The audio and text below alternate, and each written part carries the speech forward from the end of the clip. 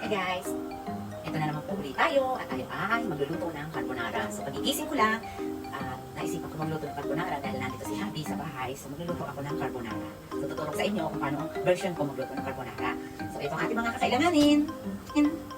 Yan, sa pagluto ko ng carbonara, gagamit tayo ng bacon, onion, garlic, tapos ito yung ating cheese na pampalapot lang. Bechamel cheese siya. So optional lang to. So meron ako kaya gagamit ako. At ang ating pasta, of course, gagamit din tayo ng tuna, evap milk, yan, any evap milk no. Tapos paminta at olive oil ang gamit ko.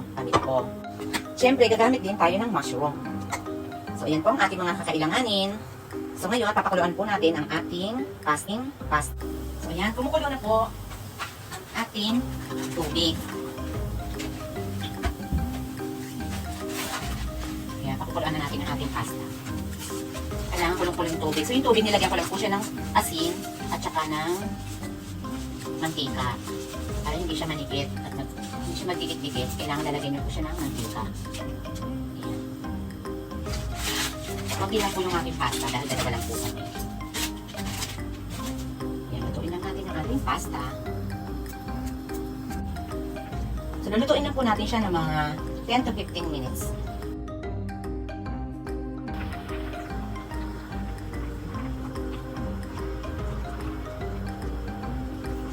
Yan, haluin lang natin siya ng haluin para hindi manikit. At pagkatapos, ilagay natin siya sa isang strainer. At hayaan natin siyang mahugasan ng malamig na tubig. So, running water po ang ginawa ko. Para dire-diretso ang tubig at nababalnawan ng malamig yung ating pasta.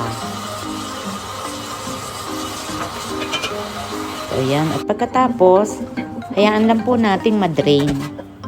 Sa isang pot, maglagay tayo ng mantika. At umpisahan na po nating igisa ang ating bacon. Ayan, ipiprito po muna natin ang ating bacon para maging toasted siya. Ipiprito muna natin ang ating bacon. Lutuin lang natin siya hanggang sa maging crispy.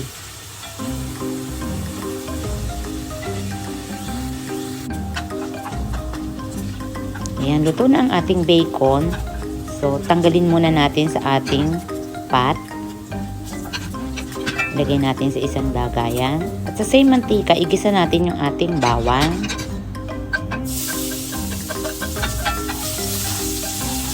Pag medyo na yung bawang, lagay na natin yung ating sibuyas. Ayan, lutuin lang natin yung ating sibuyas.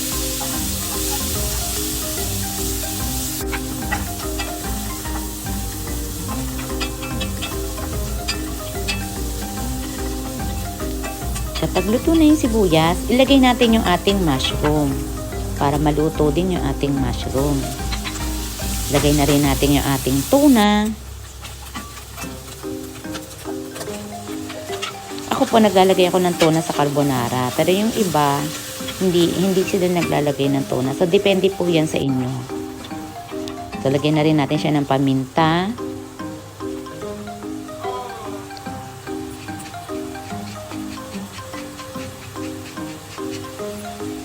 Asin.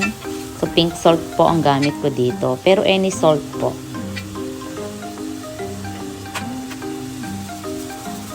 Depende po sa inyong panlasa. Ang dami ng asin. Ngayon, lalagay na natin yung ating evaporated milk.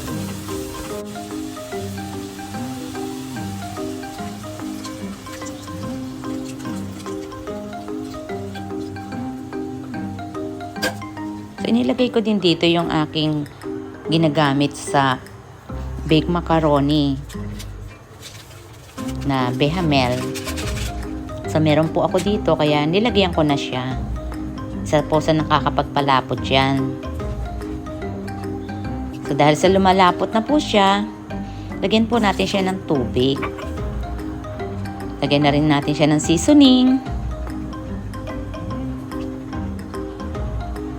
So, ayan, pakuluin lang po natin siya hanggang sa maluto ng gusto yung sauce at pwede na nating ilagay yung ating pasta.